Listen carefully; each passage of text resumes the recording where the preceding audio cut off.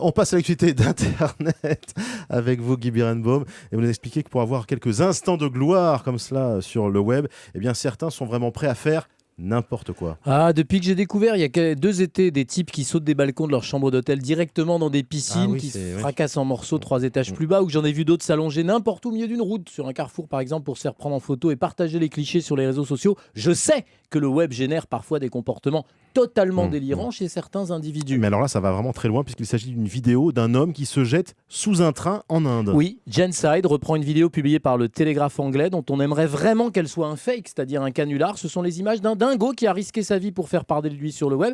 Tout ça pour être l'acteur principal d'une vidéo de quelques secondes dans laquelle, oui, Emmanuel, il se jette sous un train. Au début de la vidéo, il marche le long de la voie alors qu'un train fonce droit sur lui. Et là, il va se laisser rouler au milieu des rails. Il atterrit de tout son long. Il attend que ça se passe entre les roues du train, le temps que le train lui passe littéralement dessus comme dans un James Bond, sauf qu'il n'est pas Sean Connery et que c'est pas du cinéma. Le problème, c'est que ce genre de jeu absolument stupide est une pratique connue sur l'internet. Il suffit de taper éviter un train sur Google ou train jumpers pour trouver des vidéos atterrantes. The Telegraph rappelle quand même que chaque année une 60aine de personnes, alors peut-être qu'ils le font pas tous exprès, meurent écrasées par un train en Grande-Bretagne, dont un quart de moins de 18 ans.